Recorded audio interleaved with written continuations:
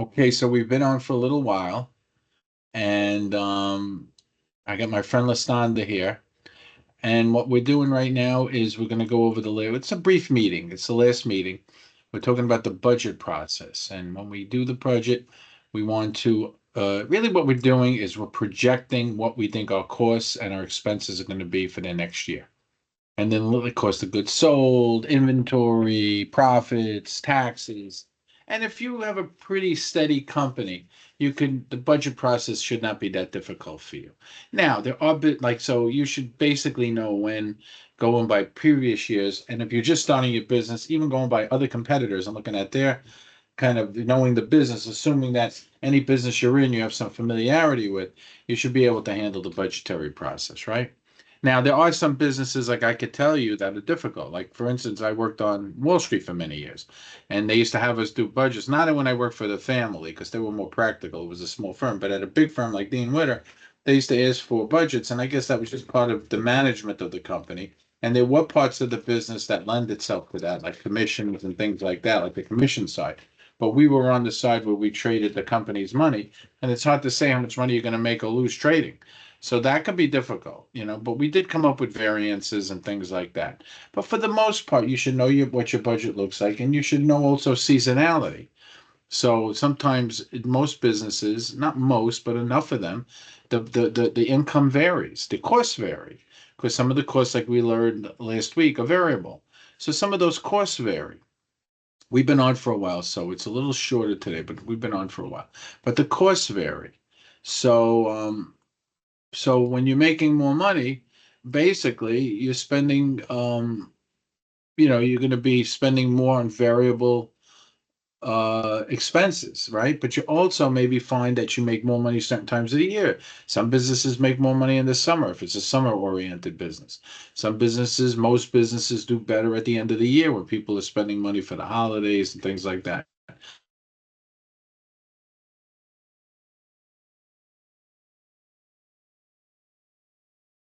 The business world is slow because people already spent a lot of money at the end of the year and they slow down. So it depends on what your business is, but you got to know your business to create a budget, right? And um, so really what we're saying is there's different types of business budgets. Businesses budgets for the service industries, budgets when you're just selling things and merchandising, budgets when you're making things. So you got to know your business basically. And then the one good thing that we're finding today is that the is that the let me see if I could share that. Hold on. Let's share my screen for a minute. One good thing that we're finding today is that hopefully we're sharing. Yeah, good. So what I was going over a little while ago was the budget process. Okay, you could read that yourself. It's pretty simple this last week. It's simpler. And then budgets for various business types. So, but one thing that makes the life a little easier for us today is that there's so much information on the internet, right? On the in the digital communicator world. So if you're a merchandise industry, you could basically search for merchandise industry budgets. Budget template. Look at that. Budget templates, budget sheets. And there you go. And you could just go here. You can look for any number of things where, like, look at Lumen Learning, budgeting a merchandise company. And you can watch some videos and they'll basically guide you through the budgetary process. And that makes your life much easier. So even if you don't have any familiarity or someone's preparing it for you and you want to verify it, you got a place now where you can go verify. So finally, who participates in the budget? It'll usually be the CFO, operating managers. We could do a top-down approach where we start with what we're making and then we work from there. Uh, but one top-down approach, managers or directors at the top develop the budgets, but you're not getting the people who might be on the ground. A participatory budget, or the approach is the employees are directly responsible for sales, so they're the ones who contribute to the budget. I mean, I think you got to get them all involved. I think budgeting, planning on a fiscal year, those type of things, I think it really should be a function of everybody doing their job. I really do. That's just the way it's got to be. All right, so let's take a look at the example. Lestanda, could you see the example? Are you seeing Yes, it? Okay, yes. great. So at the beginning of the year, Joe's student decides to prepare a cash budget for September, October, November, and December. The budget must plan for enough cash on December 31st to pay the spring semester tuition. So this is, they tell you right here, he's trying to pay for a spring semester, which is the same as the fall tuition. So they're giving you all your information. The following information relates to the budget. So you got a cash balance that he begins with Joe's student. Then he wants to purchase season football tickets. Okay, he's in school. He wants to have a little fun. Then he wants to go out maybe with his buddies or whatever, take somebody out, and there's that much money. Then he pays his full tuition, that's 4,500. Then he has to pay rent every month of 690. Then he has to pay for food, he has to eat. Then he has to pay the apartment deposit on September 2nd to be returned on December 15th. So that he's going to pay and get back. So they're telling you that. And then he's got a part-time job, net of taxes. So he's giving you his number after taxes, which is important because treat taxes as separate. It's not cash in your pocket, right? So notice that from the part-time job, you're gonna put that in that top line. This is a basic budget. And then you're gonna get your return on your deposit. That's gonna be additional cash flow. And there's your cash flow. And so in the top, you're gonna see your cash flow. And you could try this on your own. I mean, you can create your own personal budget. This might be a good opportunity if you've never done it to try that, right? Today and this week's code word is budget. This week's code word is budget. But if you haven't never done this, I wouldn't say you got to do it just like Joe's student, but put one together that looks like your series of cash flows. And remember to use your income net of taxes, and to put in your anything extra that comes in every month, right? Now, in September, he puts the deposit in, so that becomes an expense that comes out later. Then he does his rent every month. Then his football tickets. Then his food. Those are steady. Then his entertainment. And then notice in September, he pays his tuition. And so there's all of his cash outlay. So now, and when you do this, what you want to do is you want to input these numbers, but always when you get to a bottom line, so when you get to total cash payments, you always want to use a function. Say you always use a function in those places. Because the last thing you want to do is and that should be a sum, really. That should be a sum. There should be zero and there should be sums. Always, and one thing in Excel, whenever you have something that you're adding up, like if you have inputs, you got to make your inputs, but always make that a sum. So this way, if like say all of a sudden, um, in October, he doesn't he a lady goes in, he realizes that his family is gonna, send him money for food, or he's going home, or he doesn't need that food money. Well, then you could just change it and everything changes accordingly. So if I made that all of a sudden that food budget zero, maybe only needs $100 that month. Notice that that number is going to change. So really important that you remember to make those into. And I got to tell you, frankly, I also like you see the rent number. Me personally, I would rather, and you don't have to do this for the assignment, but I'm just giving you hints now. I would rather have like rent and all those regular payments up here and put them here, and then they just feed into here. So this way, if rent changes next year, I can use the same budget.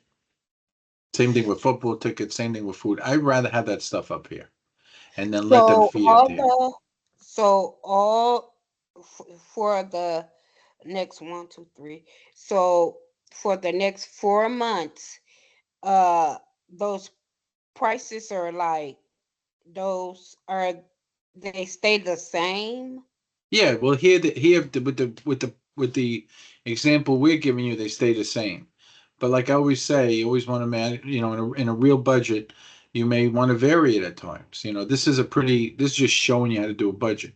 But maybe like he doesn't make the same in his part-time job. Maybe in December he gets extra hours. You always want to be thinking about that. But this is Okay. how it basically works. And Okay. from an Excel standpoint, anything I can input in another cell and put in here, I like that because I could change those if I need to.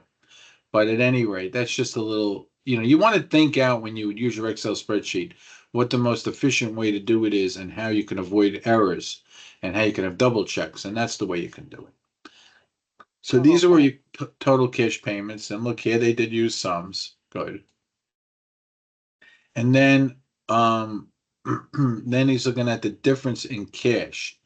So here, he spent more money than he laid out, and that's gonna reduce his beginning cash balance.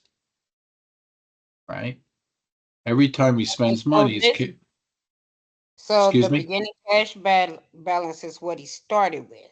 Exactly. Then he spent 55.40 because he took his expenses less his income, and then it reduced it. And then when he took out 220, it went to, see, then his cash balance down here is his ending cash balance. And notice Okay. and then he carries it over. He takes a new cash decrease, carries it over, and he gets a new balance. There you go. Oh, okay. And now notice at the end, he has a shortfall because he spent more money than he made. And so now he's got to think about how to make that up. And then he can now go ahead and maybe talk to his parents or take a loan or use credit cards. Whatever he has to do, he knows he's got a little bit of an outage. And that's it. It's not really that hard. I mean, you could copy my numbers, obviously. I'm giving you the example. But the reason why I'm doing that is because I want you to do it yourself. You can, even if you got to use the same numbers, that's fine. But I want you to learn how to do a budget. Okay? I want you to Right. learn to do a budget. And then here, this is different types of budget. This is when we have percentages of sales, when we have commissions or expenses. It's a percentage of sales. Or administrative, which is a cost, a fixed cost plus a percentage of sales, a fixed and a variable, like we learned last time. Office expenses are the same, but customer support expenses are a percentage. Research and development, percentage. So notice once we know what our sales is, then to figure out, like say, sales commission, we could do 6% plus D62, right? Times, I'm sorry. So we know that sales commissions are 6% of sales. All we have to do up here is multiply 6% times sales, 6% times sales, 6% times sales. And then advertising is also the same thing. It's 16% of sales. Is it? Yeah. So then you just do the same thing. Then when you get to miscellaneous expenses, which is a steady plus a percentage, notice what they did in miscellaneous.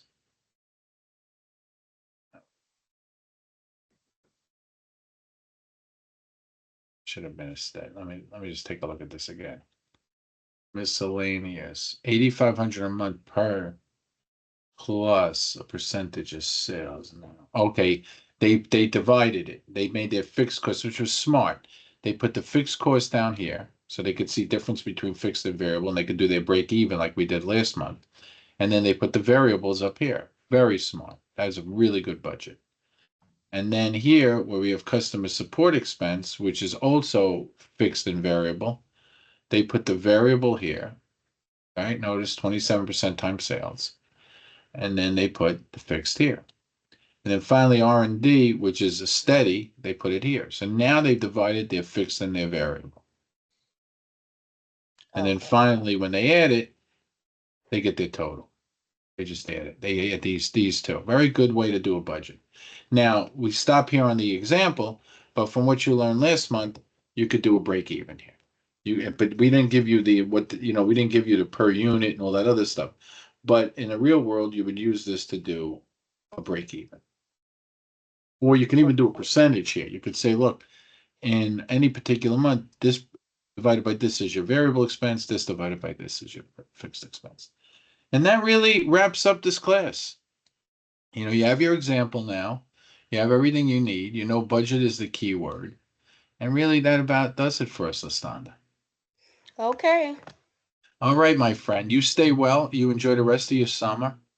And You too. it's a pleasure meeting you. And if you need anything, use my Rasmus. If you need a recommendation or you need something like that, please contact me. Okay, I will. Thank you so much. All right, it's a pleasure. Thank you. Bye bye.